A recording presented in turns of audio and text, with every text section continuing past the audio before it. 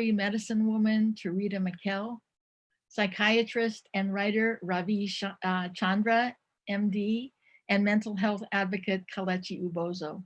You'll be hearing from them a little bit later. And I want to thank all of you in the audience for being here in the second hour. I hope to be able to hear from all of you.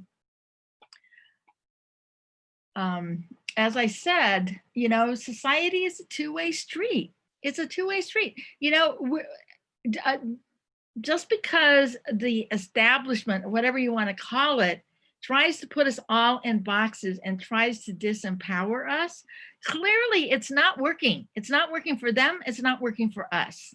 And clearly they don't know what they're doing. So it's going to be up to us to figure out who we are, what we want, what we think is right, and start acting on it. You know? And we're not going to change things overnight, but we have to start. So, mental health, creativity, and racism. That's a lot to think about. And I hope that this is just the beginning of a continuing conversation, either here at OACC or through my organization right now, SFBay. We're in the middle of overwhelming change. The ground under our feet is shifting every day. As the pandemic forces us further into isolation, we need new ways to stay connected for our own mental health and for the health of our nation. People of color must emerge from the shadows of the anonymous other. We must expand the narrative of what it means to be American by claiming ourselves, our histories, our values. And writing is one tool for processing.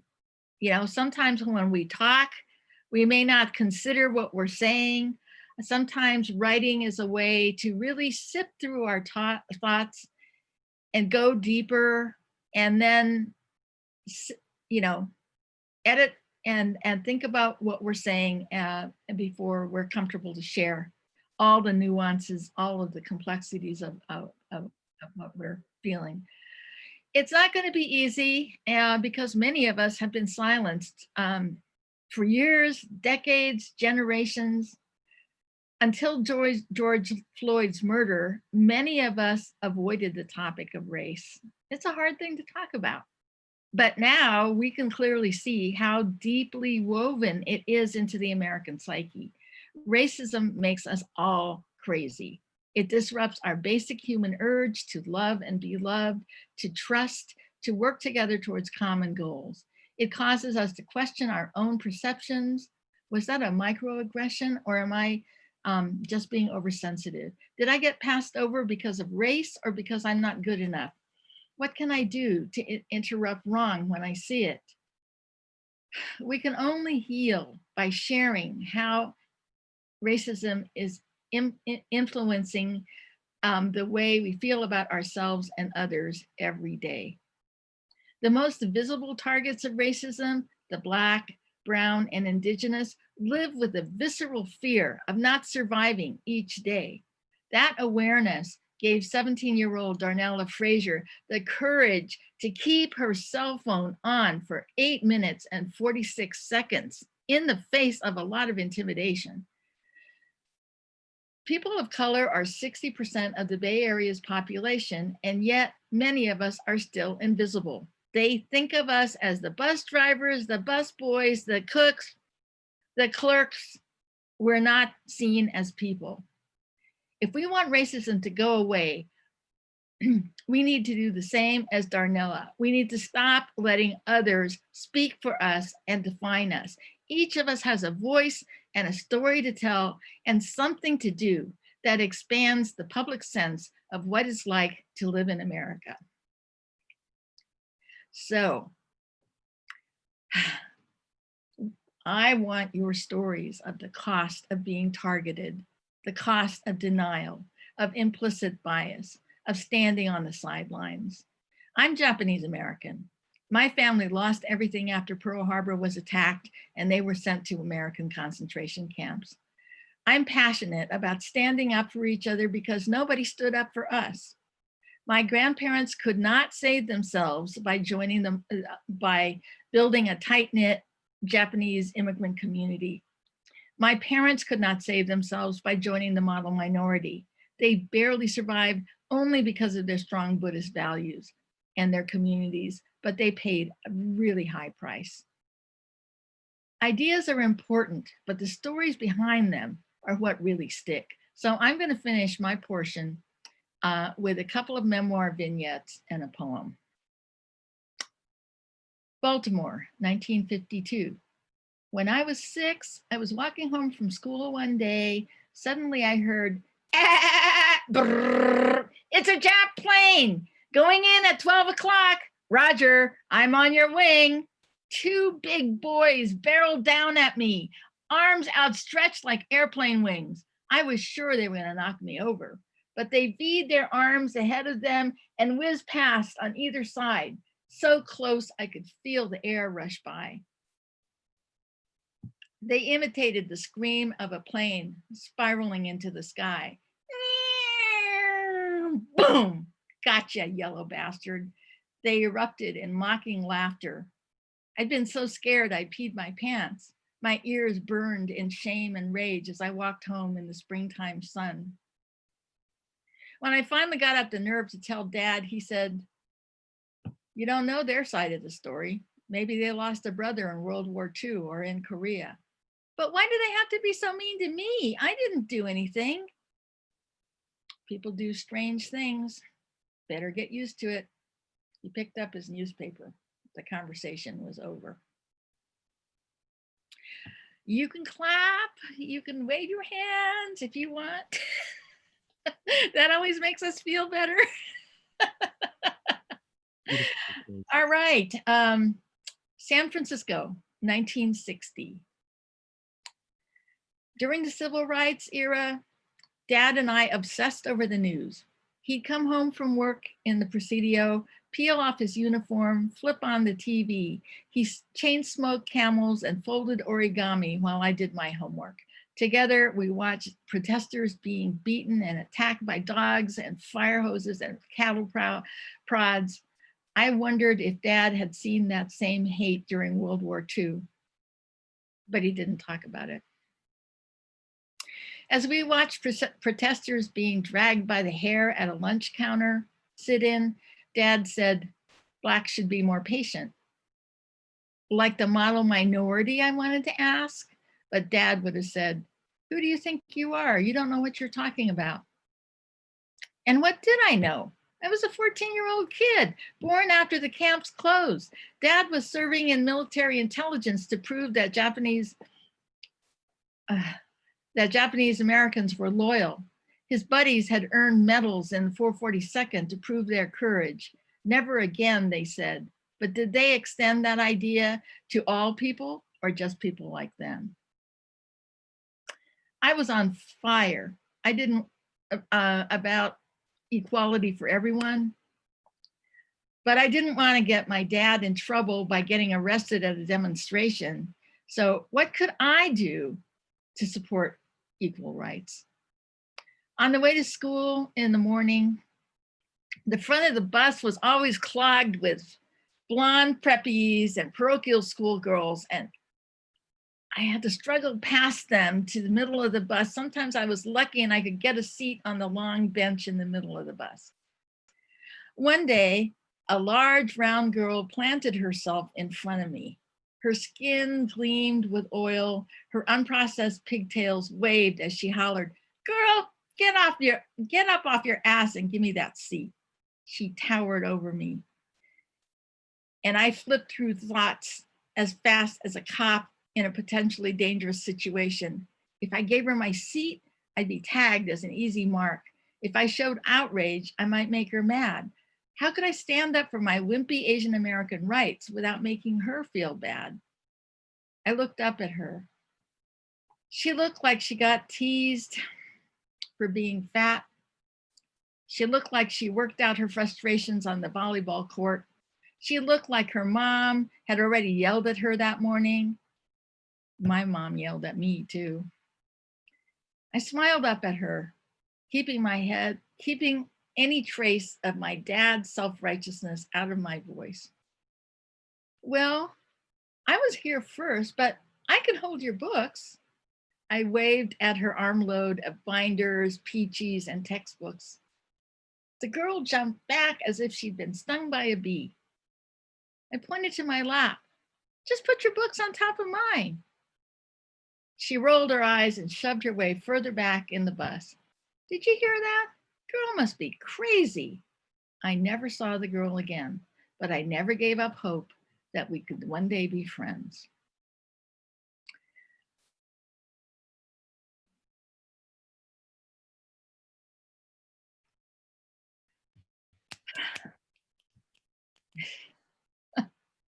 All right, this is the last one. Sheer luck. Swerving suavely through life, gyroscope spinning true, inner momentum never disrupted, sliding along on greased wheels, quarters jingling in your pockets, winning every coin toss. You can afford to be flip. Blank eyes, milky innocence, a careless toss of smooth flowing hair. Some people are just golden. Lucky, I guess. There was a time when I worried that my young son would end up dead, drunk, or in jail. He had rocks in his brain, broken glass in his heart. The alphabet did flips across the page, and girls who didn't think Asian Americans date-worthy confided in him endlessly about their jut-jawed crushes. The day the cops caught my son crouching behind a bush, smoking pot with his pudgy white friend, pockets loaded with pen knives and a sharpened screwdriver, they could have sent them to juvie on a conveyor belt to prison. But smoking while Asian and carrying weapons while wussy were not punishable offenses. They were the wrong color and the wrong class for involuntary servitude. So the cops laughed and sent them and brought them home to their mamas. Just lucky, I guess. The CHP smiled when I said I was speeding towards my ex-in-laws latkes one Sunday morning because my new to me Mazda purred so quietly that the engine noise didn't signal that I'd edged over 80. I didn't even get a ticket. Just lucky, I guess. Not like my Black sister friend stopped for a broken taillight in her dream machine, a new to her BMW convertible, cherry red with a slightly frayed top. The cops didn't like her attitude, threw her upside the car, tossed her in jail, impounded the vehicle. To ransom it, I loaned her $400 she didn't have. She couldn't hold a job for long. She asked too many questions. Her gaze was too direct, her body too ripe. The last words she heard before she died were a joke about her black butt from a well-meaning white male who called himself a friend. He was proud that he got her to laugh and laugh and laugh. What else could she do? Just lucky, I guess. What you see is who you are.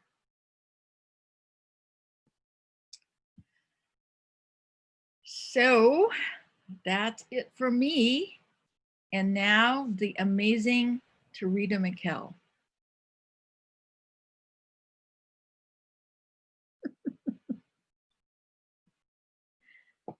Tureeda, hey. Let's see, are you muted?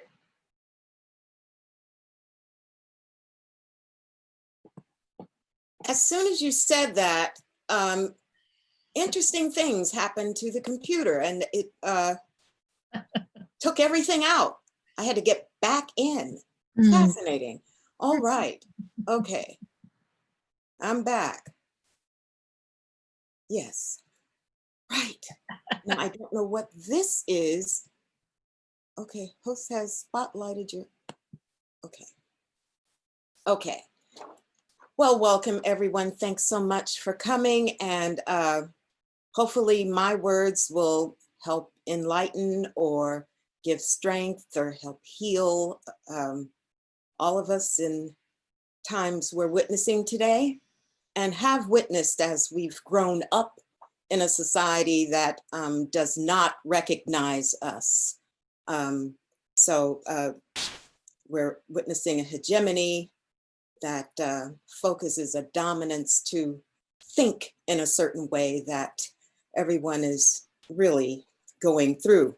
So I remember Shizue sending something about, how did you uncolonize yourself, and I feel we're all going through that. That's a constant thing. We're speaking English. English is not our first language. So I'd like to begin with a couple of quotes by Dr. Abdul Muhammad, who was East Indian Dravidian professor, head of UC Berkeley's English department in 1988, who said, "It doesn't matter who you are as long as you think in English. It provides efficiency, unity, and cost." So that's a very profound thing for me, because at that time I was involved in a workshop called Etymology, Its Roots and Effect in Language Affecting Black Culture.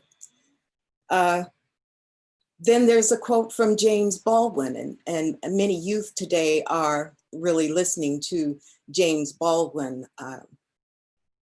There's so much I have around him, but his 1963 letter to teachers that was published in the Saturday Evening Post, first page, bottom paragraph. And this letter was given to my godmother, that read, "Any Negro who undergoes the education system in this country runs the risk of becoming schizophrenic." Now, no doubt this affects us all just by the behaviors we are witnessing today. So decolonizing the self is an ongoing process due to the colonized language that we speak. And the educational systems we're to value, graded and agreed, that impacts the environment that does not agree with the intelligence we're told is relevant to our survival. Our environment is suffering. How do we decolonize that? Health is failing. How do we decolonize that? GMO foods, don't get me started with that. So growing up dyslexic, seeing patterns and spirits between the ages of 3 and 8, parents instinctively knew to push me into the arts, piano, dance, painting, loved drawing and painting. Grandfather, passing as white in Louisiana, tells me of lynching when I am 8 years old. Mother dies when I'm 10. And she was the first of many experiences witnessing a spirit walk without a body. So she came through a wall of my bedroom, kissed my forehead to tell me goodbye. The experience was so real that I got up believing she had come home. Learned she had died in the hospital. Father went through a severe depression, and 2 younger sisters and I were taken to foster care. I encountered rape, death threats, lie detector test, Bell's palsy, facial paralysis, obesity, alopecia, bedwetting between the ages of 11 and 17. Foster care abuse. During that time, I'd be labeled many things, as well as hypersensitive. I called it hypervigilant. Was given a last check at 18 years old after being asked to leave foster home on my own. Younger sisters are still in foster care because one is 5 years younger than I, and the other is 7 years younger. We have lost contact. The state makes no connection. Finished high school on my own due to the abuse of the foster care parent who felt was her duty to spend the money she got from the state. There were 14 children under me, I being the oldest. She had state working mothers and a stable of women, she called it, owned by a pimp. So all of this is in San Francisco. So I found a studio. Martin Luther King is murdered the day before my birthday. Everything around me is in chaos.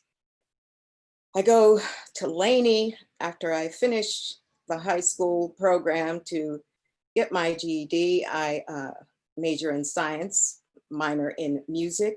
Someone tells me about a nursing program. I apply and psyched my mind for the worst case scenario. Got in, graduated, later graduated from Laney, witnessed first hemodialysis machine arrive at Providence Hospital, now a multi-billion-dollar industry, primarily serves Black and brown people. Chronic diseases and drug addictions proliferate in our communities. One day I felt a patient's medication on my body, learned that I was an empath, an intuitive. I learned as soon as possible, if we don't take better care of ourselves, many health corporations will. Became a fierce advocate for health, joined and volunteered my nursing skills at the Black Panther Clinic, continued work in many hospitals, worked as a phlebotomist in a plasma lab, and worked as a lab tech in a psychiatric facility.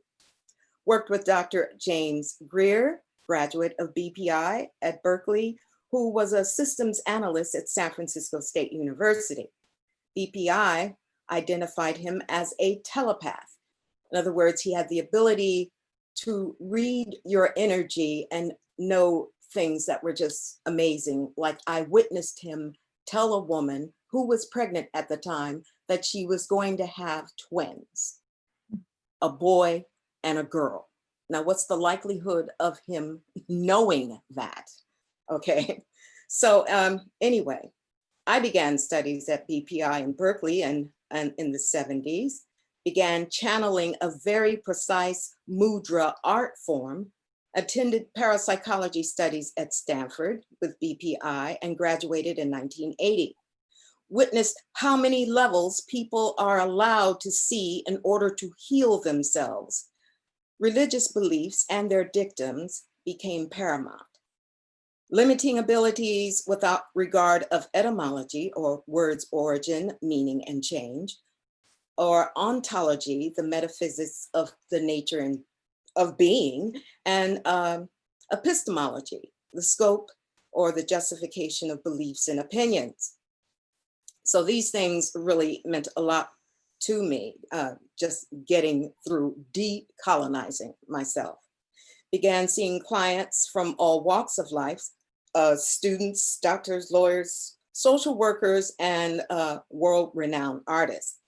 A client introduces me to her Qigong master from China. She tells me I am gifted with the art of Qigong, says it predates acupressure.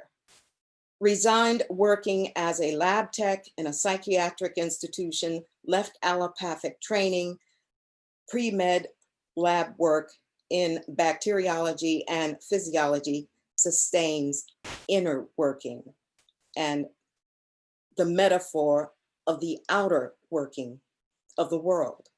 Asked to become an investigative news reporter after lab psych tech resignation, I interviewed Kwame Ture, AKA Stokely Carmichael, along with Jesse Jackson, Frank Oz, and Jim Henson of the Muppets. So I had a range there, but fascinating. And Jim Henson would put out this movie called The Dark Crystal, which had a book that was 100 pages or so, but it had metaphysical symbols in it that I really wanted to purchase at the time, or at least have, but I couldn't. Black bookstores like Marcus Books and San Francisco and Oakland, or my Solitude Books in Philadelphia, where Shirley Chisholm. Oh, I just skipped a part.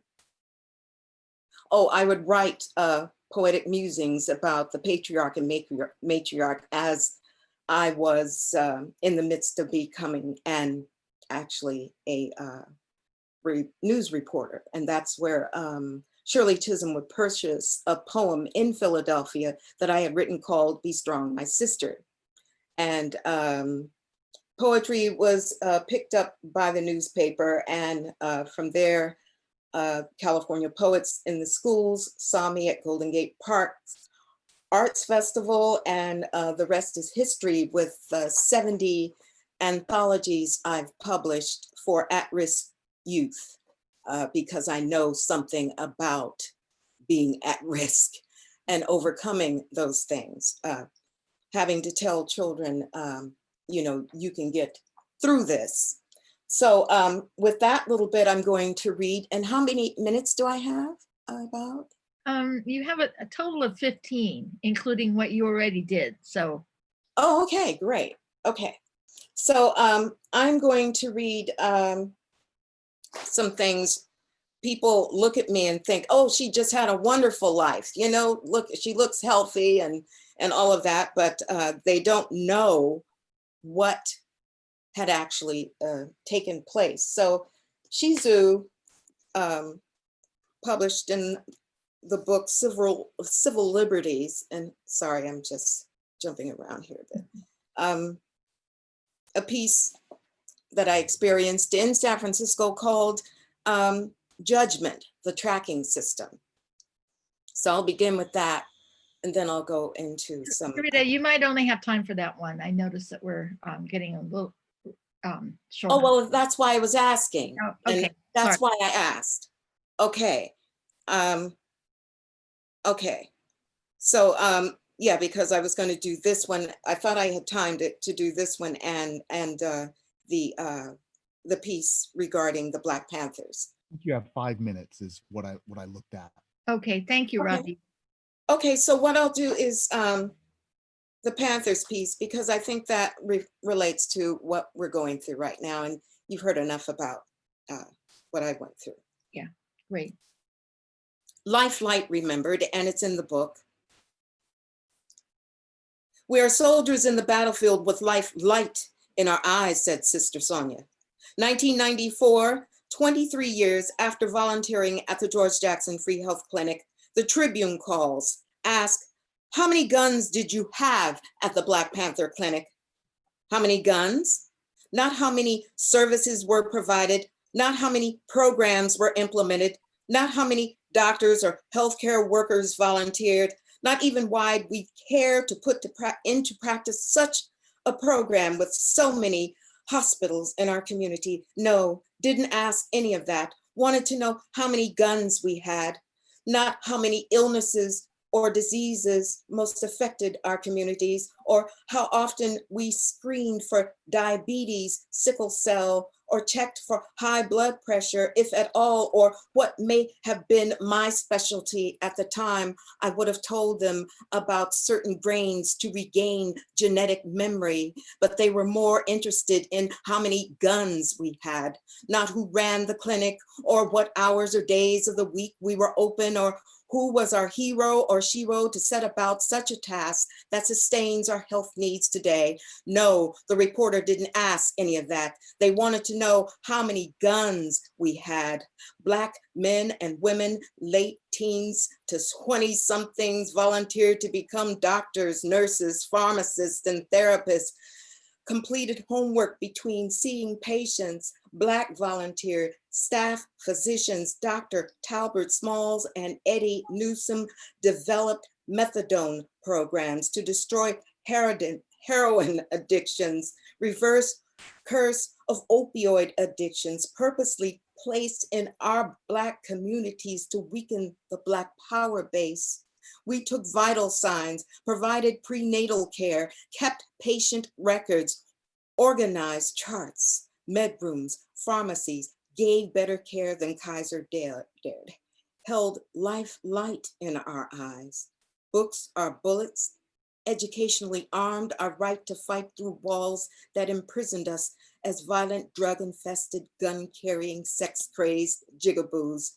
Kwame Ture warned, education in this country makes you stupid, but what is worse, it makes you arrogant in your stupidity. The revolution is coming, whether you want it or not, it is coming.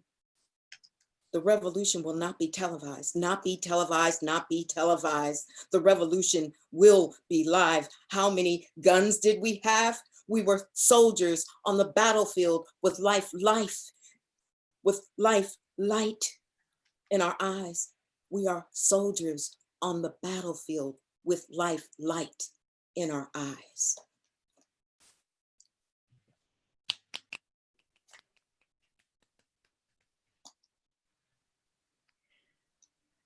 Thank you so much, Tureeda. And that's just a tiny sliver of who she is. She's also a fantastic storyteller. She's a wonderful poet. She is an amazing spirit. Thank you so much. And next is Dr. Ravi Chandra. All right, thank you, Shiz. Wow, I am just so moved by what I've heard today. And I know I've known Shiz for a long time, and she's such an activist and such a organizer, trying to bring out the best in people through her anthologies. And Tureeda, my first time meeting you, and I'm just so impressed by your spirit that you've found what works for you as in a healing way, and you brought it to the world in 70 anthologies. My God. So I'm just honored and blessed to be with you. I want to start with the words of, let me set my timer. Okay, I want to start with the words of our prophet, Bob Marley.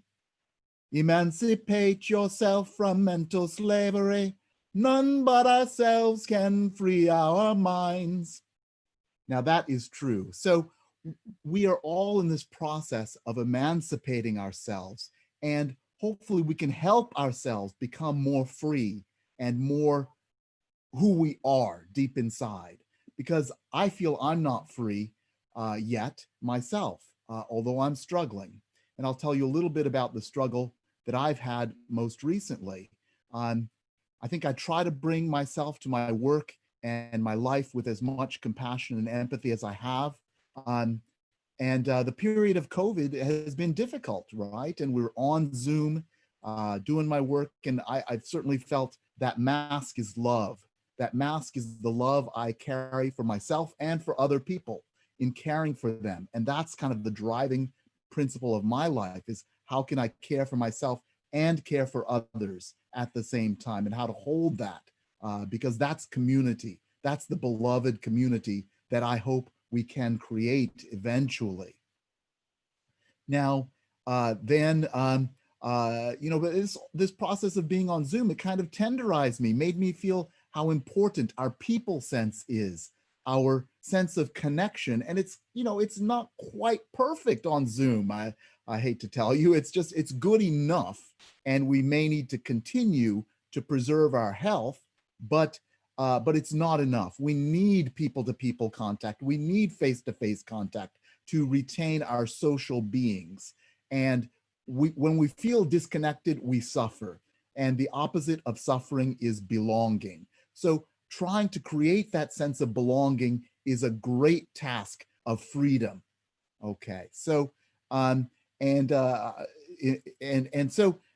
so then the murder of George Floyd happened, and it was like a bomb. You know, it was just to watch a man lose his life in 8 minutes and 46 seconds in such a violent criminal way, and you could just see what a gentle man he was. That's all you needed to know is he was just a man who was, you know, there's a saying in Zen, do not take offense, even if it is offered. And you could see how he was taking this offense in just the only way he could as a human being. And I was just very moved by that. And and by the fact that he called for his mother at the very end. This opened up a space of just deep caring and compassion and love, so I wrote some poetry based on that. But so when you bring compassion to a wound, and you try to cultivate compassion for all of the issues that you see before you, the racism, the sexism, homophobia, when you bring compassion to a wound, you get backdraft. Because when you touch that beautiful light of compassion to a wounded space, the structure kind of rebels. All your own resistances and the resistances in the architecture of the world's mind, so to speak, become kind of manifest, and it pushes back. And I'm not saying it's kind of it's not it's not, well, it can feel very malevolent in a way, but it's that, I think that's the way I feel it. It's like that compassion came in a very big way to me, and I felt the love of compassion. And then there's backdraft, and backdraft can take many forms: tightness in the mind, an ache in the chest, even for me, even just hearing voices. It became that unglued in a sense. And I'm trying to bring myself back, because I know that the collective unconscious has biases too. And this psyche of the world has longings and biases, but I know the fundamental concept of love is uniting, and not everything loves love, so to speak, because where does love take us? So this is something I'm trying to find out in my own life, to cultivate that spirit of love and compassion and deal with the backdraft that comes up. So what I have, and I'm not hearing those voices anymore, by the way. I mean, because I know it's a product of my own mind, but this is, I think, an important insight that I'll have to work through to understand how this may be happening to other people as a psychiatrist. But I think it happens because that compassion opens up the split in the world psyche. Whether it's racism, there's a split between white and black, brown and yellow and red, and all of this split. But only love can heal this. It cannot be managed away. And the other split, I feel, is this idea that we're running through. We're building this technology, and there's kind of a split between is it about technology or people? Now, I don't think it's either or. I think technology can be about people and support people and sustain people. I think that's a possibility, but we have to, as people, be really careful about how we use technology and how we shape it so it serves people's interests, and we can still be our full selves. Because technology, if we get too into it, it can distort our people sense. And I think that's what's most important, is our people sense, our social beings. We are interdependent creatures. We are, as the Ubuntu proverb says, people become people through other people. And as I say in my book, Face Buddha, we are who happens to us and what we make of the happening. So that's what I believe. So that's people sense based on love. It's our relationships are based on love, ultimately, how we care about each other, the love between mother and father and child. And some of us have been broken from that very first embryo that we are in, that nucleus, that family, and that's a wound that becomes a split. And that's what we have to heal within ourselves as well. Find our new families, whatever we need to do to become people through other people. And that's why all of you are important in your own way. Every single human being is special and important and valued. And to become yourself is to be the love that you are to navigate life. And so, I think we can work these splits if we remember and return to love. That's what I want to say. This is what I'm trying to do, is to navigate these psychological splits in my own mind as they come up, and to be love. And I think that's, for me, a soft power kind of love, which is at times to be as gentle as possible when I face the split, but to say the words that need to be said as necessary. Because I think soft power, whether it's film, poetry, arts, culture, is so powerful to influence each other's minds. So poetry comes from this beautiful space. Yeah. And so I'm going to read a couple of poems that hopefully come from that place that I've been talking about. This one is called Mud Fire, and I wrote it in this space that I've been traveling. No mud, no lotus. This is about, Thich Nhat Hanh has a phrase, no mud, no lotus. We have to have suffering to become enlightened. Mud fire. No mud, no lotus, no mud, no lotus, no mud, no lotus, no, no, no, no, no, no, no, no, no, no, no, mud, mud, mud, mud, mud, mud, death, death, death, anguish, anger, agony, defeated, deprived, blaming, blamed, fury, dead, race, race, racism. I am black, I am not black. I am Asian, I am not Asian enough. I love, is my loving enough? I've never been good enough.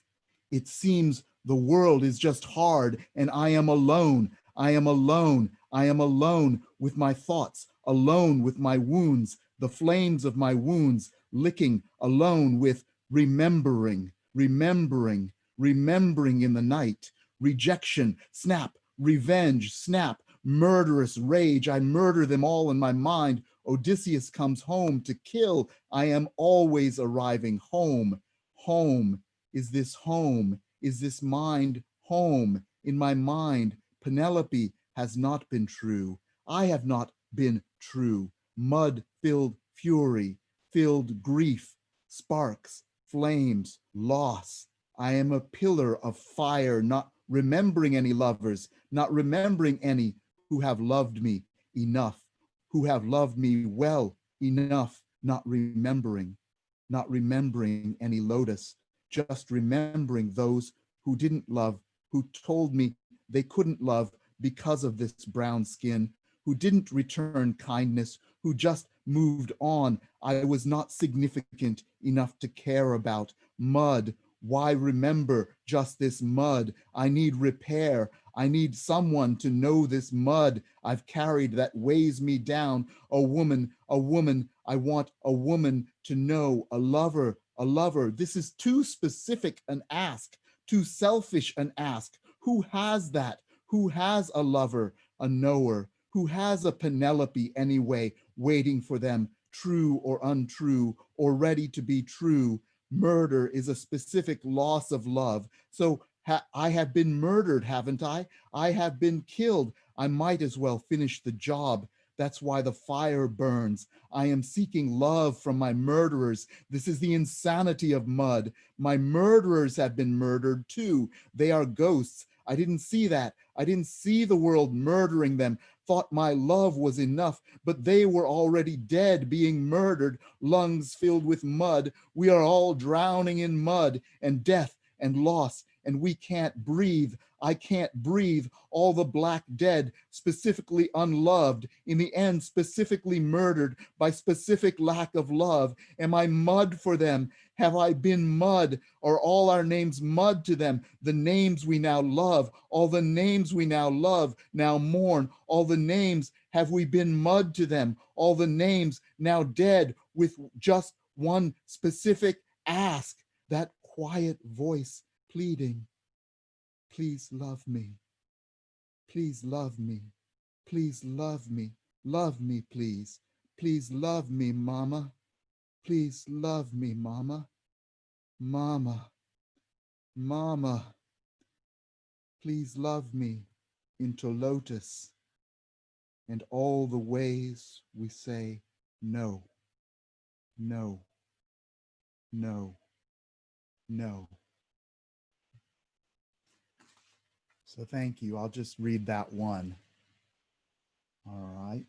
I think I'm a little ahead of time, but yeah. So feelings come up, and they have their own form, and I'm also trying to process my feelings and put them into my words and into my work.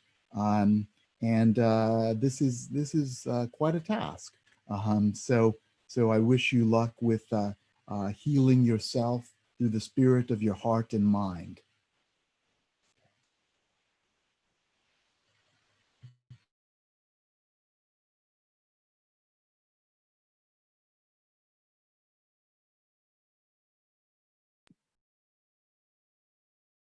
Ravi Chandra, psychiatrist and writer. And as some of you know, mental health is a pretty big issue in the Asian American community, and there's a lot of stigma around it. And we're lucky to have people like Ravi who can bring the experience of being Asian, but not Asian enough, maybe, to the things that the stresses that we experience. Anyway, the last presenter is Kelechi Ubozoh.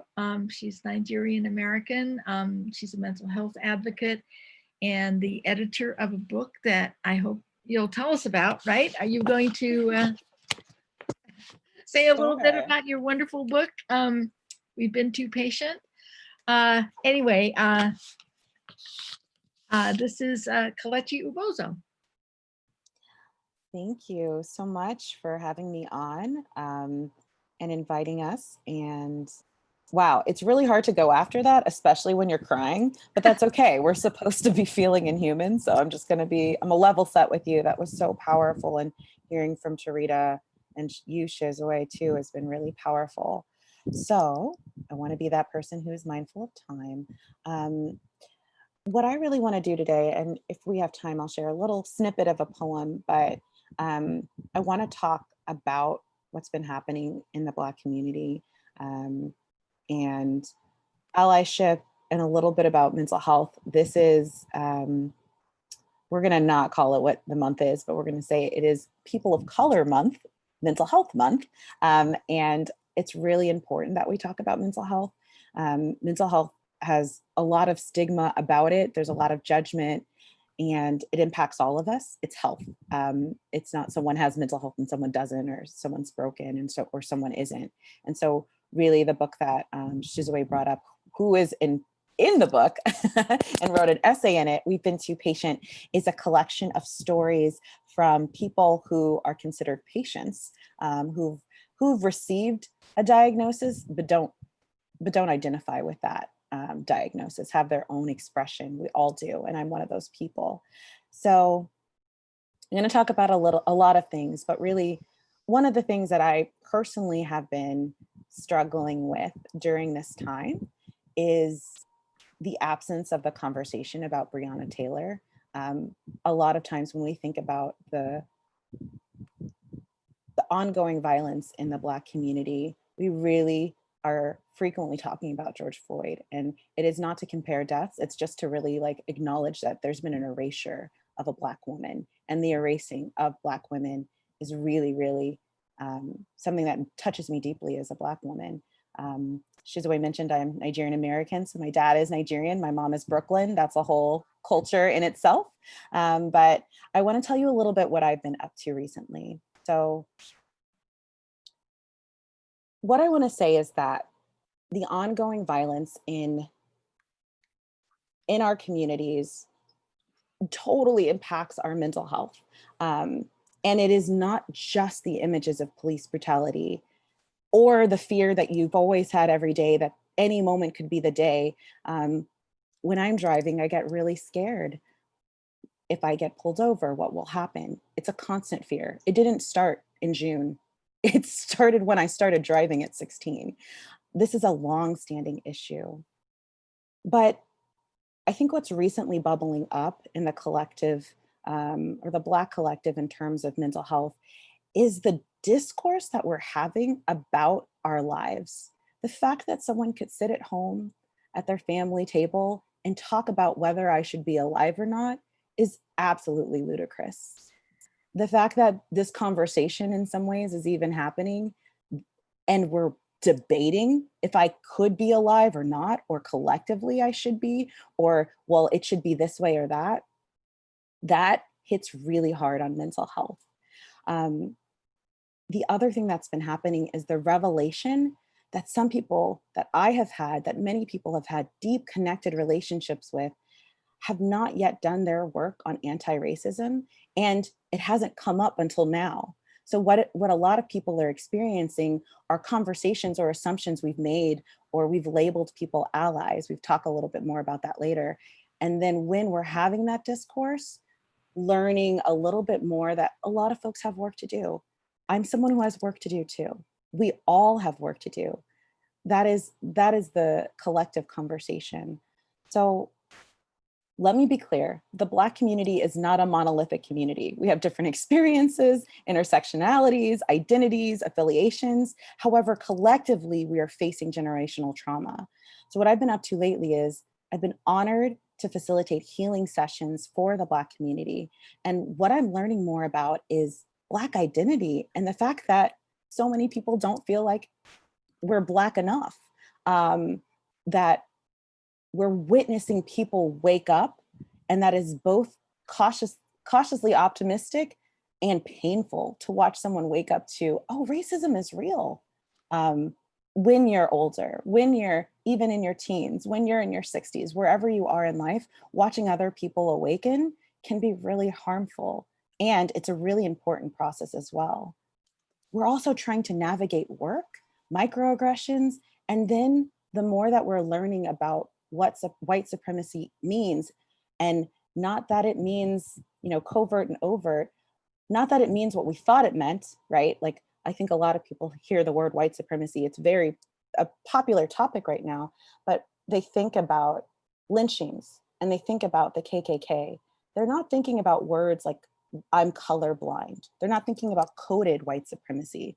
They're not thinking about we're all just humans. These words that have different meanings that are really harmful. And the more that Black people and communities of color learn about what this means, we start to take, many of us can start to take toll of, oh my gosh, wait, that experience that I thought felt weird in my gut, oh, that was problematic. And people are remembering things from elementary school, from high school, from every workplace they've ever been to. So I think there's this collective learning what it is and then trying to unlearn what we've been programmed to believe, which is essentially a longer conversation that I wish I could have with all of you. But I want to say that navigating work and all of these things, and also meanwhile, navigating something that we've been talking about in our community around performative justice. So watching all of these people suddenly show up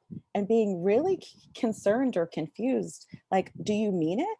Do you value my life? And then having to navigate, well, they were silent. Do they not value it? Or they're saying something, but is it true? It's this constant flow of who's safe, who's not safe. So I just want to say that this impacts our mental health, right? You don't diagnose racism as a mental health issue, but racism impacts our mental health. And this awakening, this uncovering, these dialogues, this conversation, largely is exhausting. So I just want to say that this is some of the conversation that I'm having, that I'm impacted by, my community. And again, that's some of the barriers. But I want to say the beautiful part of this work is that we get to see each other. And I'm leading conversations finally where people are like, oh, I guess mental health is worth discussing. Maybe it's not so inaccessible. And if we could unpack mental health as connectivity and healing as opposed to something very scary, then I think we can really embrace it in a different way. So Shiz asked if I could talk a little bit about the book, We've Been Too Patient, and definitely check it out. There's a lot of conversation in there, but what I wanted to say is that I talk a lot, and everyone talks a lot about the biomedical model. What is this biomedical model of mental illness and why is it problematic? So I'll share a story with you. When I first moved to California, and that was 8 years ago now, I attended a peer-run conference, and the director at the time was telling this very sobering story of the dangers of the biomedical model in mental illness. He shared that a couple years back, clinical researchers had traveled to conduct research with a nomadic tribe in Africa. One member of the tribe had experienced altered states. He heard voices, he had hallucinations, and his community widely accepted him as having spiritual gifts. However, the clinicians diagnosed him with schizophrenia and told the tribe leaders that he was sick and needed treatment. When the researchers caught up with the tribe months later, they noticed that the gentleman they had diagnosed was gone. When they asked where he was, the tribe leader said, well, you told us he was sick. We're a nomadic tribe, and in our culture, if someone is sick, they'll slow us down and we must leave them behind. So they left him. I just have to say that they left him. This was a person who was accepted in their community and then received help and now was left to die because of some Western ideas of illness and health. I will never forget that story. The biomedical model says that mental illness is a disease of the brain due to chemical imbalances or even a genetic predetermination. And if we ascribe suffering as a biomedical explanation, we miss the environmental factors, we miss trauma, we miss race, we miss racism, we miss oppression. It does not account for any of this. We don't talk about spirituality, identity. The biomedical model assesses the condition and focuses more on treating an illness and modifying brain chemistry than thinking about health. The treatment of illness is emphasized over health because the belief is that health is the absence of disease. And this is problematic because if you're treating an illness, you're not working with a person and you're not integrating that person in their care. So what our book speaks to is recovery-oriented solutions that promote mutual aid, well-being of people of color, queer, trans folks, and other marginalized communities. Radical mental health, which I don't think should be that radical, encourage individuals to reach their own understanding of their experience and explore what works for them. If medication works for you, that's wonderful. If you need to talk more about spirituality, that's great. But it has to be person-centered and person first. So I share that with you because as mental health is becoming a popular conversation to have, we need to talk about what the biomedical model that we're under impacts as well. I'm going to say a couple of words about allyship. It's amazing how fast this time goes. So I am not the expert on allyship. I am not a D&I expert. I am a human trying to do my part. But what I will say in my current experience is that allyship is not a verb. No, allyship is not an identity, it's a verb. So I am not an ally. I cannot assign myself as an ally. It is not something that, oh, I'm an ally. There, I did it. I read a couple of books and now I woke up. So what I want to say is that it is not comfortable. It is actions. It's a process. And what it doesn't look like making mistakes, being afraid of making mistakes. A lot of us are so afraid to say the wrong thing that we don't do anything, right? It doesn't mean that you minimize your privilege just because you've experienced other forms of oppression. So it doesn't mean that you're appropriating Black culture to distance yourself. What I would say allyship looks like is working with other people you trust to do this work alongside of you. It means not sensationalizing the murder of Black people. It means not reaching out to Black acquaintances or colleagues during times of trauma to seek input or validation. I wish I could tell you how many times people have reached out to me to just double check that they're a good person. This is violent. This is not what allyship looks like.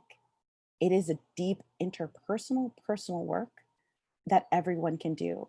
And I work on allyship in different communities that I'm not a part of, and I make mistakes. I mess up. Oh my goodness.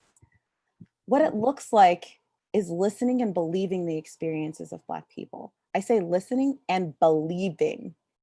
Do not say, are you sure that's what happened to you? Well, maybe you just were sensitive that day. Believe people. It means learning that the experience of colonization might lead to this paternalism, like need to protect or urgency. People want to move fast to fix it, like it's a check that you're gonna, oh, I did it. No. It means recognizing forms of oppression, like avoidance, exclusion, rejection, and violence. Practicing humility. A big one that I've seen interrupted a lot is respecting spaces reserved by Black people and people of color. Not every space is your space. I've definitely seen well-intentioned people show up in spaces they're not supposed to be in because they want to help. That's okay. There's a space for you. This is not yours. And then also learning what your own privilege looks like and unpacking that. So I want to leave those things here for you. I have about a couple minutes left to talk about self-care. So I want to just say a couple of things about self-care super quickly. Your mental health is vital. Everyone's mental health is vital. Self-care for me is a full-time job. I am a survivor of many things. And so it doesn't mean for me taking a bubble bath, though I do love bubble baths. It really means asking a set of questions, which usually starts with, is this going to be helpful to my mental health or harmful? I'm definitely someone who's been programmed to believe what other people think and need are above my own health. So I have to take this so seriously. Reaching out to trustworthy people who can hold space for you is part of my mental health practice. Not everyone can be supportive. A lot of us are doing our own work. So it's not a judgment.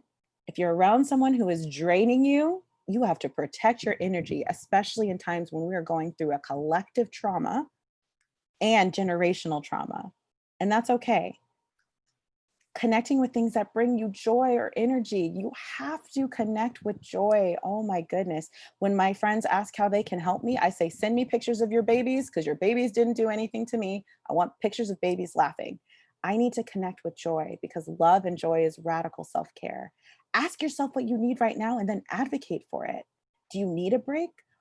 Do you need to talk more about these things? Do you need to check out? Understand what you need and then make sure you communicate it.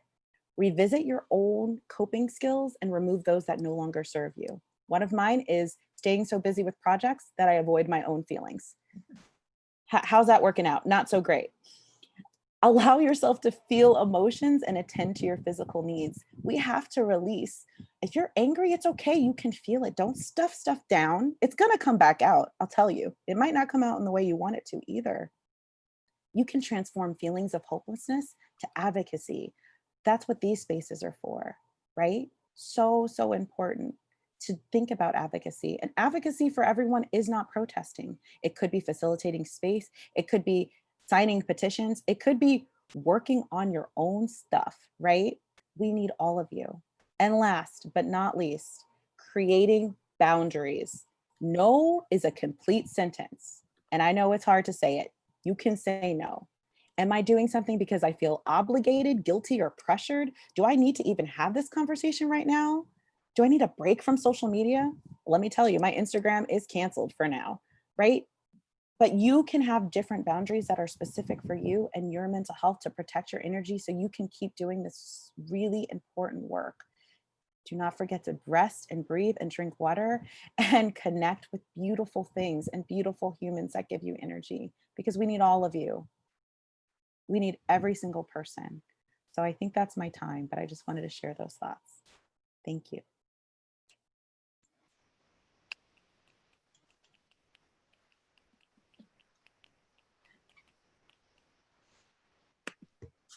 Thank you, Kelechi. So beautifully said. We all needed to hear that.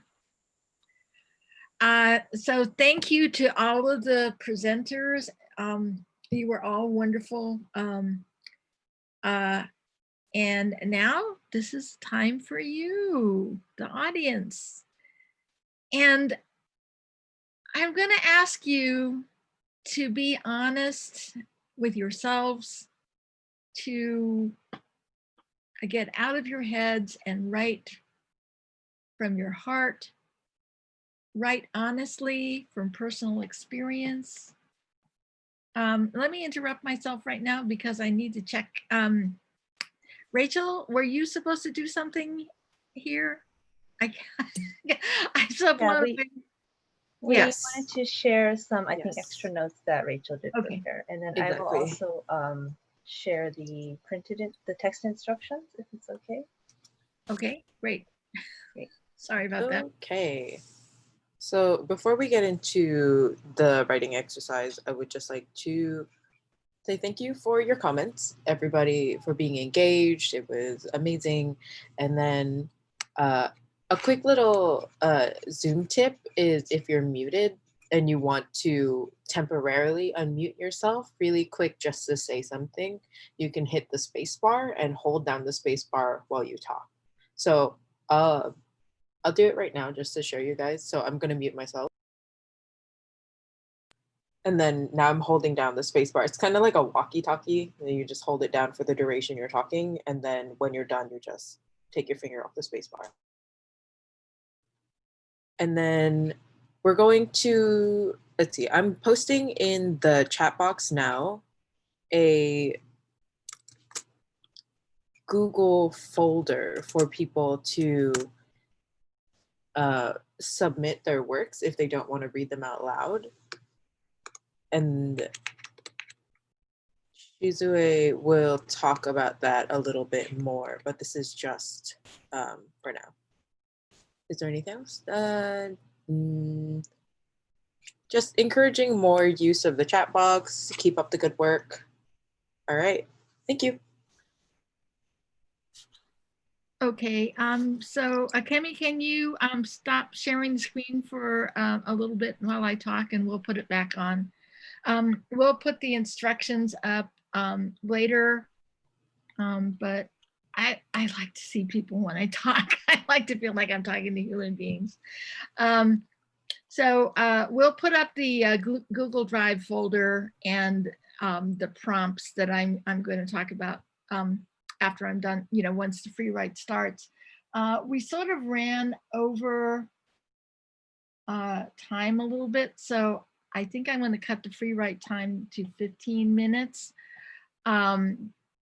And what I really want to do, I know that some of you are just here because you're taking a class, but what I want to do is to offer that we stay engaged in dialogue, whether you're in class or not. I have an organization called Right Now SF Bay. It meets once a month. You can look up the website, rightnowsfbay.com. We meet at least once a month, and we also do other kinds of writing exchanges. The idea is to give people of color a voice. And, one of my particular griefs is that Asian Americans find it so hard to speak up. There's so many challenges, and it's so scary for a lot of different reasons. I mean, I couldn't think about trying to publish my memoir until my parents died. I knew they would just not like it. But we have to show ourselves. And if we don't, we will continue to be erased. We will continue to suffer the consequences of that, as Ravi and Kelechi talked about. We matter, our voices matter, what we think matters. And we need each other's stories because there is so much diversity in the Asian American community, just like in the Black community. There's so many of us with so many stories, so many perspectives. And without a lot of safe places to share those things without judgment. So that's the reason that I did this workshop, and I'd like to keep continuing to do them. So for this write, stay out of your head, stay out of ideas, write from your heart, write honestly from personal experience. Be respectful of others, but write what's true for you. I mean, a lot of us our heads got filled up with all kinds of installed racism and other things. And, you know, we need to work through that stuff as well. So write what's true for you without judgment about where you're at right now and what you are learning or unlearning. You can work from these prompts that'll be up on the screen in a minute, or write from what's on top for you, because I'm sure that all of these powerful presenters have brought up material for you. If we would love for you to share afterwards, but if you're shy about sharing, then post your write, upload your write to the Google Drive folder that we're going to put up, and be sure and put your contact info on it, because we will not share it without your permission. Let's see. So, when we share afterwards, we probably won't be able to share more than a few minutes a piece anyway. So we would love for you to upload the whole piece in the Google folders. So some possible places to start. What are you thinking and feeling right now? What past experiences have been brought up for you? How have you been impacted by rising anti-Black and anti-racism? How has that hit you? Have you personally experienced or witnessed racism? You know, as we've talked about, a lot of us have been carefully taught not to see it, not, you know, to excuse it, to blame ourselves. So it's a topic worth exploring. How has racism come at you? What was your response? How would you respond differently today? What family or social pressures are suppressing or supporting your experiences around race? So there's a lot there. That's just a you know, a place to start. So we're going to start the timer for 15 minutes, and Akemi will put the prompts on screen, and the Google Drive will go up on. Yes. If you want to share afterwards, put your name in the chat so that we'll know that you want to share. Thank you, Shizue. Okay, So and then okay, go ahead. All right, and just quick note, I've shared it, and I'm also gonna just go ahead and put these into the chat in case the chat is an easier medium for folks. But I do have the timer with me, and we're going to begin this, and I will only chime in to give time reminders, but we're going to be keeping this time pretty quiet, right? So don't worry, nothing's frozen, we're still here, but this is your time now. And time starts. Yay, thank you.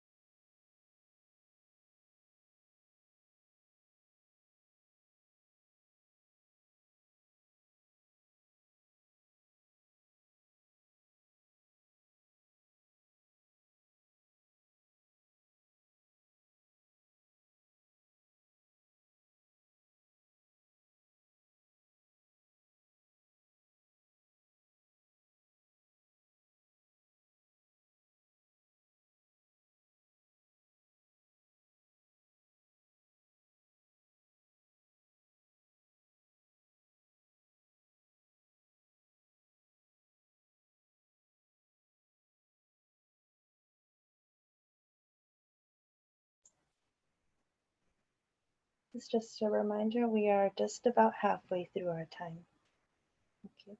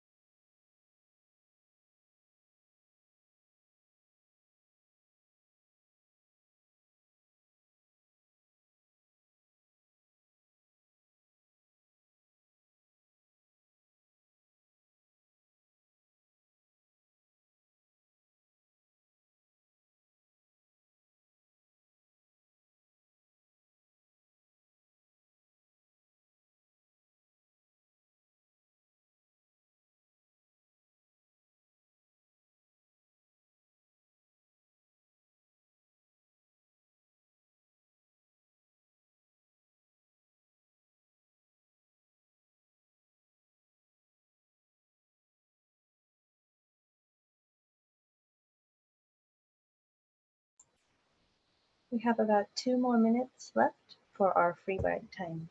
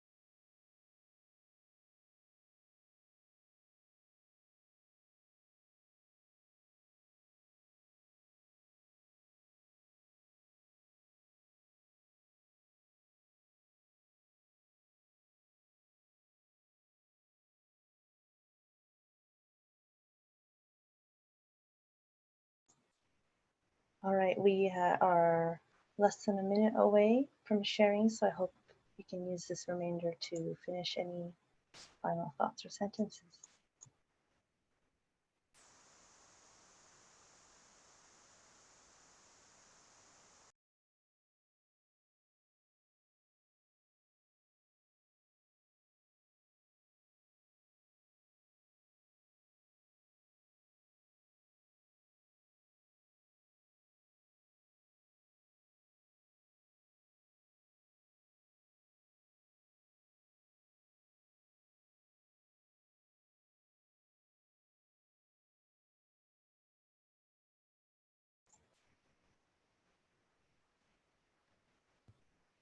Okay, I'd like to bring us all back into this space.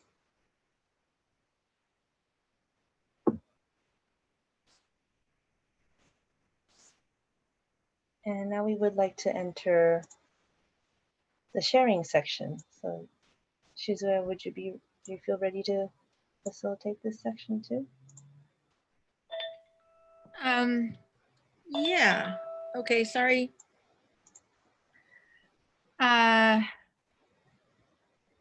Okay, I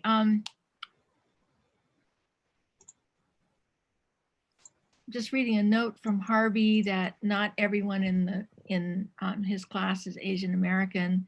There are Latinx, Black, and white students, and I think that all of our, all of your personal and family experiences are important.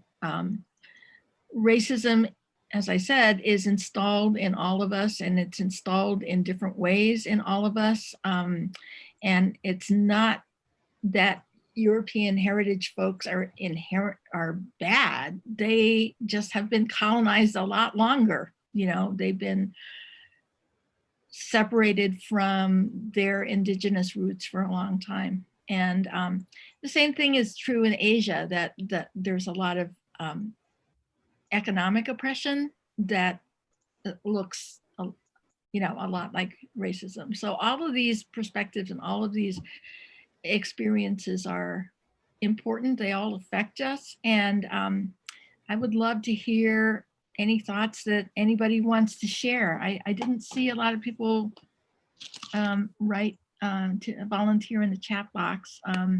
So raise your hand or wave if you want to share.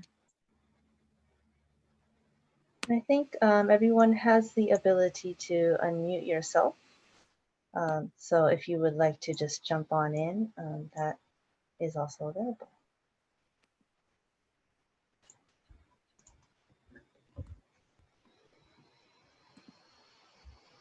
I saw Raluca's hand raised. Okay. Hey, Raluca. Do you I don't want to be the first one. Does anyone else want to go? I'll defer to others. But if no one else is raising their hand. Okay, anybody else?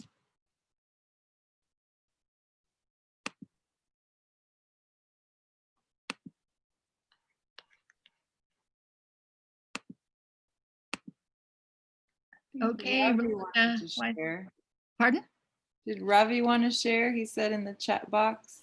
Oh, we're letting the audience go first. Okay. So do you want to go, Raluca? Sure. I'll be very brief and just say thank you for holding the space for this today. I said, what I'm feeling is embarrassed that I'd rather do my taxes than complete this free write. Embarrassed that I occupy the privileged space where I can decide if and when I want to engage with questions of race and racism.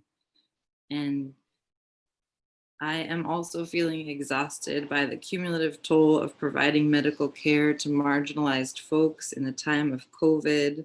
And I am overwhelmed by the size of the cloth of human suffering and the enormity of the racism that is all around me.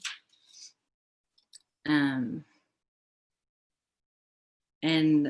I am thinking of the racism of my good-hearted white Southern boss exclaiming that it's so sad how many Latinx folks are getting sick with COVID. I wish they would just stop having so many parties.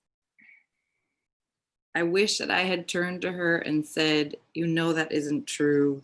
I wish that I could stand up every time I hear something racist, but I am learning my way and I need to stop. I hear this stuff and my jaw simply drops agape. I need to start thinking on my feet and calling out racism when I see it.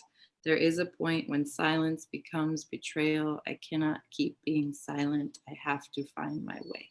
Thank you.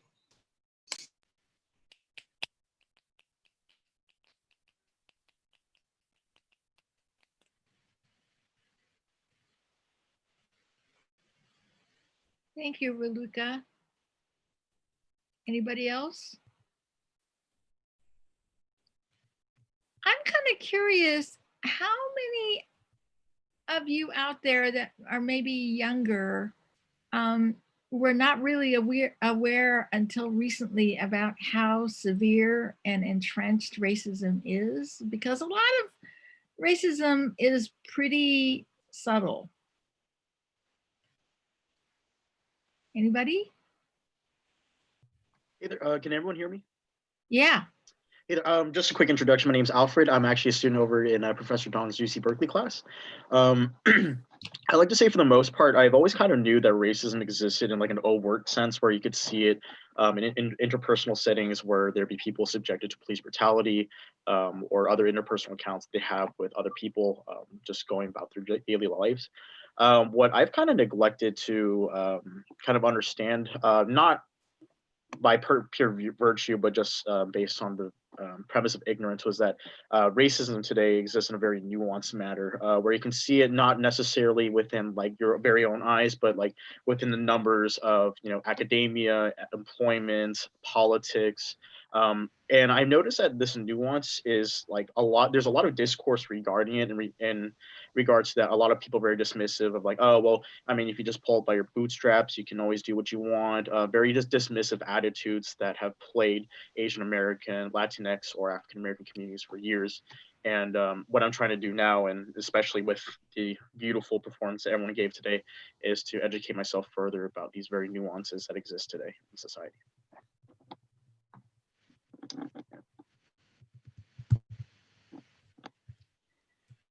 Thank you, Alfred. Anybody else? Hey, I feel like I want to speak to kind of the subtleties, nuances too, because this is kind of what I was thinking about with the write, and it's just kind of like a mind dump, so I don't have much to read. But the title of Kelechi's book was really kind of putting words to some of the feelings that I've had of like, we've been too patient. Personally, I'm mixed. I'm black and white, like very light skin, but also with like very curly hair. So there's these feelings that I've had that I haven't always been able to put into words, of like how people are assuming what I am and the assumptions that they put on me through what they say.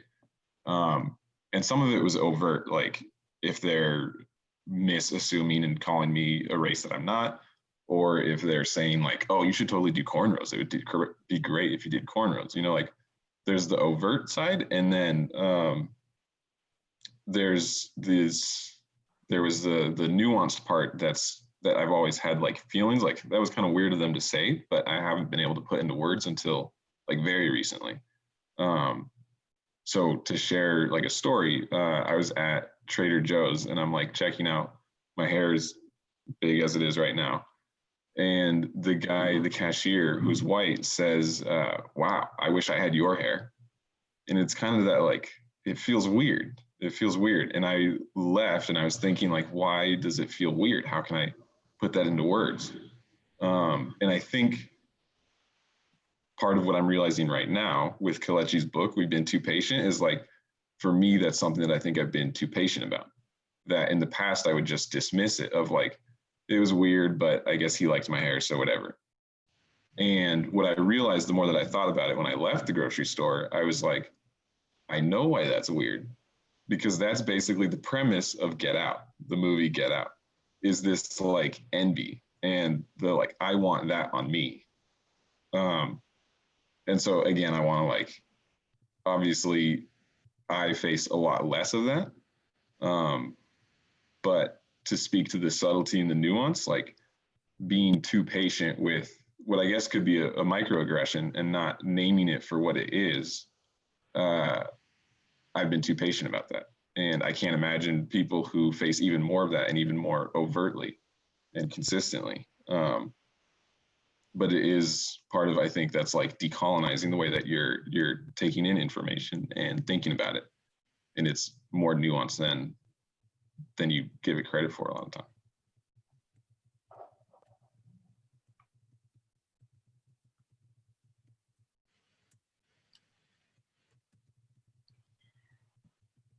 Thanks, Malcolm.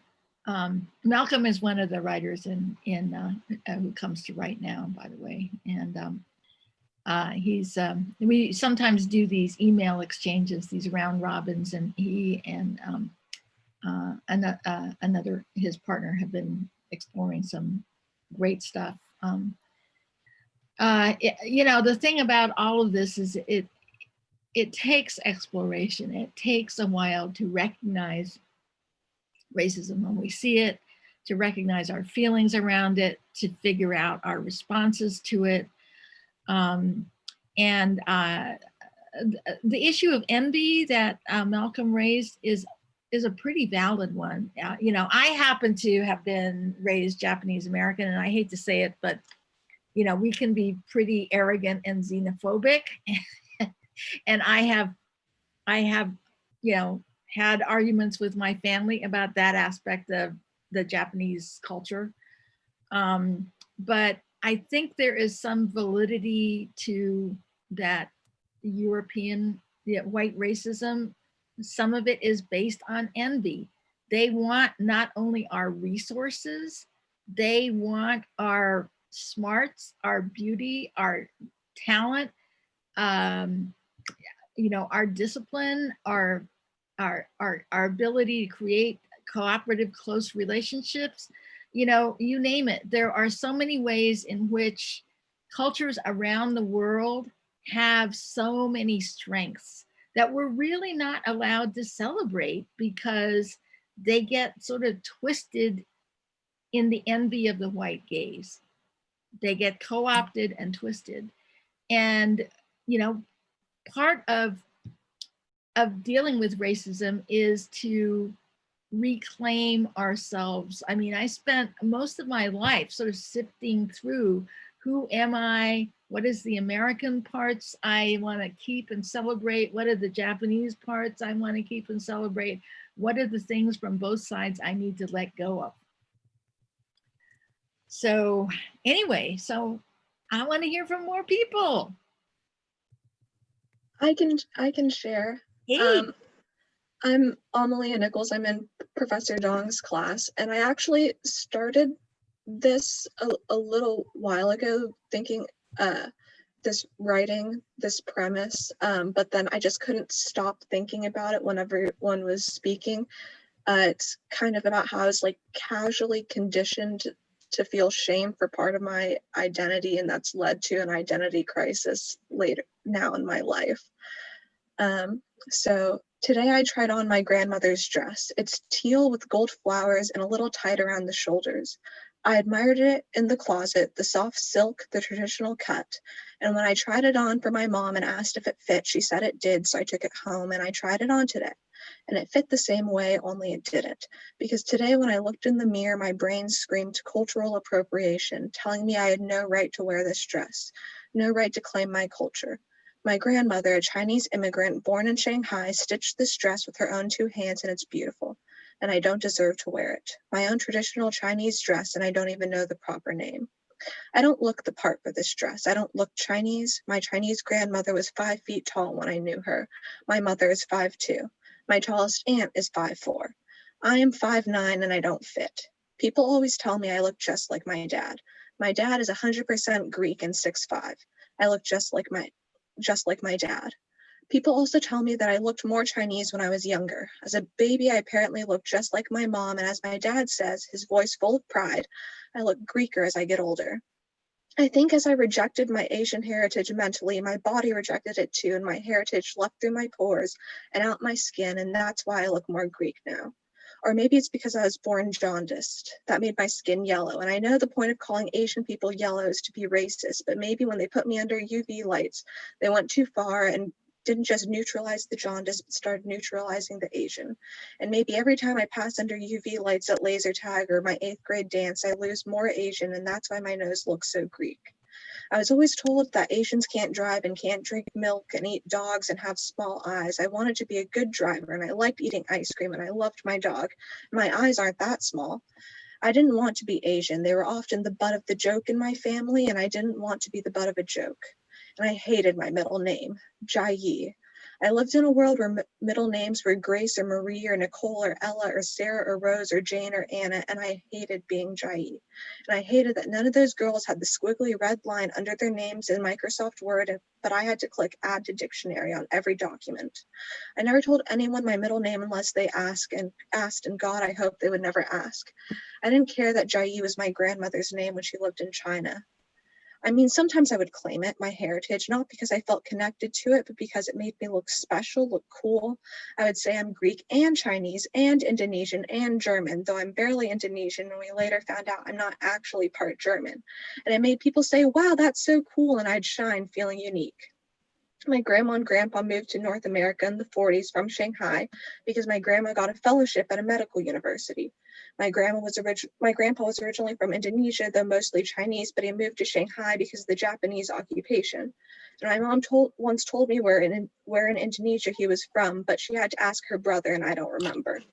But then the Cultural Revolution broke out and they couldn't go home, so they settled down in Columbus, Ohio, and started their lives. My grandma was the first female OBGYN in Columbus, and they had to change wives' night to spouses' night. Grandma and grandpa started a family, 4 Asian babies in Ohio in the 50s and 60s. They did not want their babies to be Chinese. They wanted them to be American. So they never spoke Chinese, rarely ate Chinese, and tried not to act Chinese, so their children grew up American. Is hating your heritage genetic? I guess hate is the wrong word because my grandparents loved their heritage and their families back home. The right word might be shame.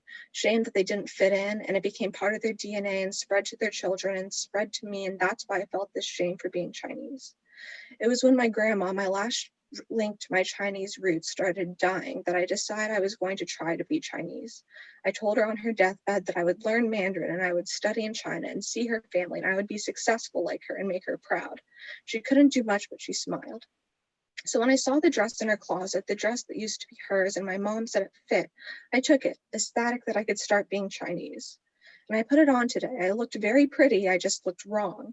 For one, I didn't look Chinese, but then I pulled my hair back in a bun and I could kind of see the Chinese, and then I knew it wasn't my looks that was the matter. I spent so many years with my Chinese like a coat. I only put it on when it was cool, but I live in Houston and it's almost always hot. I spent so many years hating my middle name and all it was associated with. I spent so many years denying that part of me so the dress didn't fit. No, I'm wrong. Physically, the dress fit, the Chinese didn't fit. I looked at myself in the mirror and couldn't think anything but imposter. I was born in the year of the snake, and like that snake, I had tried to shed skin, tried to shed Chinese.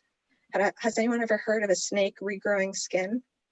Maybe down the line when I learn Mandarin, when I go to Berkeley and am surrounded by other Asians, when I travel to China and meet my relatives, I'll finally be Asian again. As for today, I tried on my grandmother's dress and it didn't quite fit.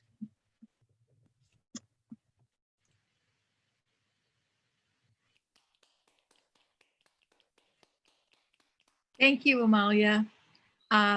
If you feel like sharing that, please put it in the Google Drive. There's some really powerful stuff in there. Thank you. So somebody said that Xiaoxie's hand had gone up. Do you want to share, Xiaoxie?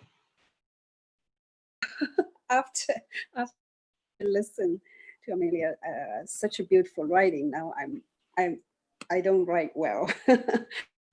I'm a visual artist, but I can share a little bit. I am much more aware of the racial issues than before. Some of the context I wasn't even sensitive, but now I'm much more like more people talk about, more people share in depth. Recently, I had two attacks. In November last year, I was held at a gunpoint in Alameda. And then 2.5 weeks ago, I was hit hard on my face by a total stranger outside of my building while I was walking dog. So I'm still recovering from concussion, some symptoms. And then also my sister, she was in a grocery store. The two store clerk was talking about the virus and the Chinese, and then she was robbed at the broad daylight in Costco parking lot. It just all happened, except the gun pointed. This is like the last 2 months. I've lived in this country for over 20 years. I never felt unsafe to walk on the street. Now I'm scared just stepping outside of my building. I only feel safe. I'm getting in the car in my garage and I drive out to walk my dog, So I'm very touched by what you're sharing here. It's so powerful. I'm having problem with English words because I didn't come to this country in my 20s.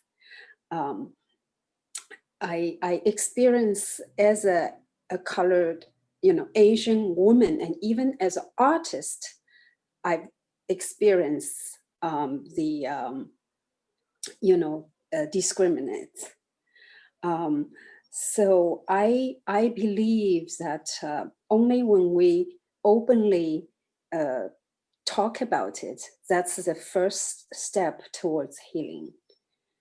I'm really, glad for this group of sharing. Thank you. Thank you so much. I also wanted to comment that in case this is prompting for more people who are willing to share, I also wanted to give permission if people do need to step off, because I want to respect everyone's time, and we are about 4 minutes past 3. So if you need to leave, that's totally fine. And I also want to check in on our presenter end. Do you all feel comfortable for maybe a few more minutes, just in case there are some people who feel that they want to share? I just wanted to voice that. Yeah, I'd love to stay for as long as people want to share. But I have to be respectful of your time, Kemi, and Rachel's time. So although I think it's also possible with these things, if you make one of us the co-host, that we can continue on. You guys can step off and transfer the leadership to someone else. So that's another option. Yeah, that's fine with me. And I also want to see if maybe on the presenter side, if any of you have any follow-up events to continue the conversation. I think this is one of those things that it's the marathon, right? It's not something we can, unfortunately, we can't solve it all, right, in one afternoon. So just to make sure that we again, going back to the words about self-care and balance, and making sure that there's a lot of things I'm sure, in our minds. Are there events that you want to highlight specifically? Opportunities? I have an event tomorrow called with a number of poets called Wake Up America. And it's online. I haven't even been able to settle my mind on what time it is because I've been taking things a day at a time and addressing those things on that day. So forgive me for not having that time right in my head at the moment. And then there's more coming up. Oh, wow. I'll have to get back to you, but I know about tomorrow. Okay, and also we will be able to reach back out with follow-ups. Maybe on the presenter side, we'll collect links or that information about what's coming up, and we'll be definitely happy to share out. And also related to the writings, I wanted to also make it clear that another opportunity to contribute to an anthology that I think Shizue is really working on. That's another opportunity to communicate. And I also wanted to take this opportunity to share contact info. So if you were really inspired, and if you also want to specifically reach out to any of the presenters today, I think between either OACC side or reaching out to Right Now SF, Shizue, I think arrangements can be made to continue dialogue that way. Shizue, did you have any final words? I have an event too. I just wanted to plug real quick, if I could. I'm part of a panel on Sunday, July 19th with the San Francisco Public Library. It's from 2 to 3:30. I dropped it in the chat so you guys don't have to do emotional labor. Wonderful, wonderful. Yes. But it's called Let Her Tell It, and it's Black women sharing healing through writing. It's open to everyone. I'll be joined with Kira Allen, Janae Darden, Natalie Devora, and Adrienne Oliver. So we're just going to be sharing our stories. There'll be meditation and just a time to talk and hear. So just wanted to throw that out there before we close up. Oh yes, I've been to one of those, and yes, sure. I was there. I was there at one of them. Yes, and then Adrienne had me at one of her events for that. Yeah. Also, I think I saw at least one person asking how to save the chat, because that's going to be an easy way to grab these links immediately.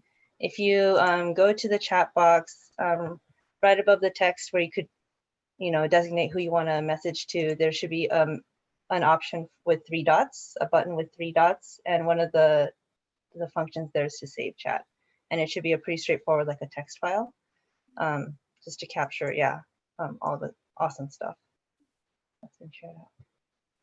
Thank you so much. We're also going to be doing another workshop with OACC and UC with Harvey's class on Saturday, July 25th. On creativity and social justice. So you can use the same, you can go to oacc.cc to find out more information about that. I pasted it in the chat as well, not the link, but the information.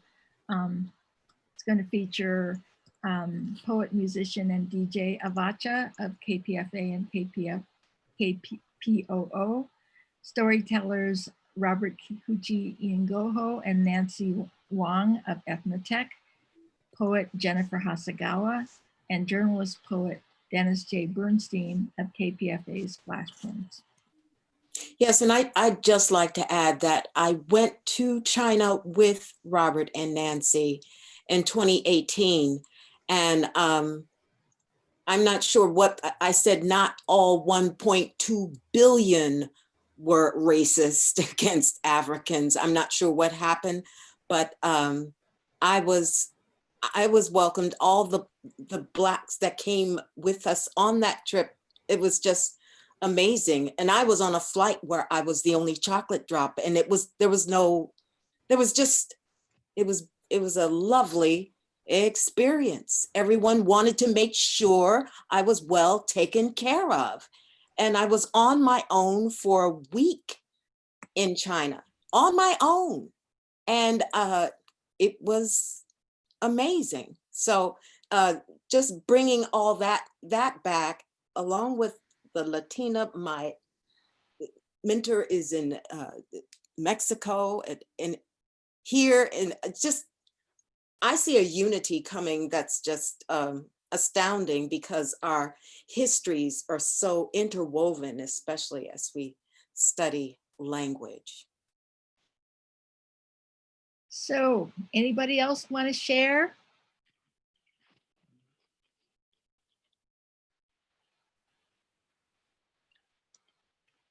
Kelechi? I was just waving at people. I'm seeing also a wonderful number of submissions. Thank you so much to the Google folder. Oh, wow. Yeah, it's fantastic. Amazing. I Thank haven't you. had a chance to look in there. So that's fantastic. And please put your contact info. If you didn't put it in the Google document, then put it in the chat now and I'll save it. As I said, I'm doing another anthology in the spring, and I want to get as many voices and as many perspectives as I can. I think that nobody needs to apologize about their grammar, their language, their perspectives. It's all part of who we all are. We're all connected. There's this incredible richness in who we are. And, you know, if the mainstream wants to try to throttle that, and you know, it's their loss, and we need to keep on going and keep on being connected. Yeah, Shizue, I just want to bring up that I have a fantastic bunch of students, and we're just getting started towards the beginning of the semester, and they'll be turning in more reflection pieces. And so we can look at it and get more comments. The other thing is the students at all across the United States, especially international students from China, are under a lot of pressure right now. Yeah. Because the federal administration wants to deport all those who are taking online classes only. So that's like another big fight that's going on. And I think one of the students started a campaign drive, you know, a letter writing campaign to protest that. So this idea of resistance, you know, many different levels of resistance is important. The writing part, the protests, and campaigns. Yeah. Thank you so much. Harvey, will you share that information with this group if you can, or in another email? I would love to send a letter in support. Yeah, because previously I had a lot of international students, and they were concerned about this, and then now it's actually hit, you know, and a lot of this is connected with the anti-China xenophobia stuff, and then with that you get more racism, people getting attacked or spit upon, you know, on the street. You hear a lot of incidents like that, but it's all filters down from the top. Are there any classes, Harvey, on the relationship of different cultures at, you know, like anthropological, cultural anthropology, going back, that shows the connection of certain cultures? So there was comparative classes. Yeah. Yes. Yeah. Yeah. I think in the American Cultures program, there are this class that I'm teaching is actually, the title is Asian American Community Issues and Race Relations. So relations between Asian Americans and other race and ethnic groups. So this discussion, this topic fits right into what we're trying to do. Yeah. Okay. And Kelechi, thank you. Oh, thank you so much. Wow. Yeah. And Kelechi, with your biomedical, I am looking at a few poems in the book that speaks to just relating to the biomedical or the hegemony of what we're going through as we learn how to take care of ourselves or come out of these issues that we find ourselves steeped in, because this culture allows only their way of seeing and relating to healing. And so if you, well, there's just a couple of pieces. One is called Eyes So Bright. I would see this young man walking around, looking up in the sky. And when he ended up on my job at the lock ward side, anyway, I'm trying to rush through because I feel people trying to get me off, but I'm trying to like share some things that you would possibly be able to use in the book. Eyes So Bright, Take Me Home, Mama, where electroshock treatment is still being used. And we have to be aware of that and how it is disregarding health issues mentally, according to who we are as a people. We don't all think alike. We don't have experiences that are alike. And so that has to be understood. And over 30 years of research, I put into this book and other stories that are coming out that are, yes, that would be very helpful. Right. Yeah. Can I chime in a little bit? Or give the students a chance if anybody else wants to speak up. And I'm also, I see that there are students that are not Asian American that are taking this class. Golsa, I don't know if I'm pronouncing your name correctly. And let's see, there's somebody else, Latina name I saw. But anyway, do any of you have any things you want to share?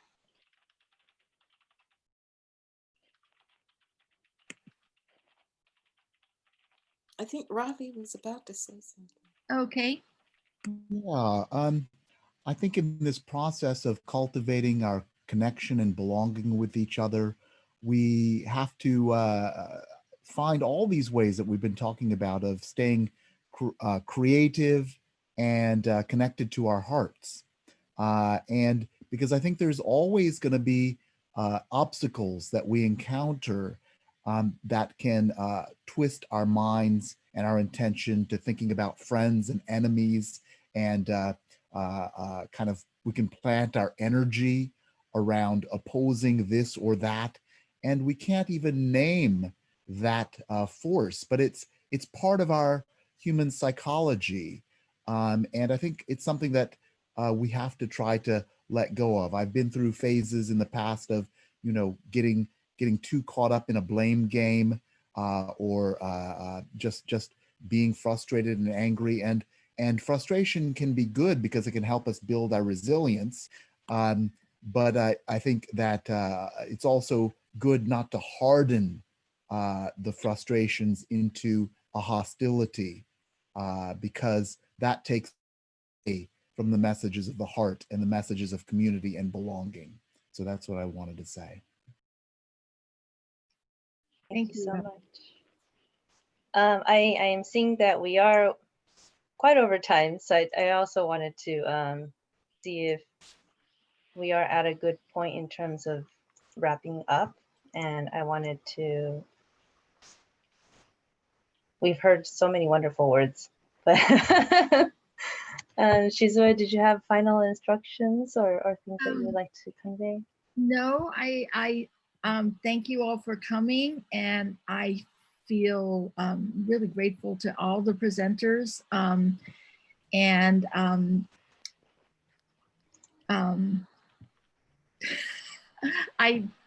sorry, I'm pretty tired today. So anyway, I hope that you come back on the 25th. We're going to be having another group of panelists, and that's kind of going to be exploring more the sort of disconnect in many people's minds between creativity and activism and ordinary people. but we're all inherently creative, and we all have the power to make change in the world.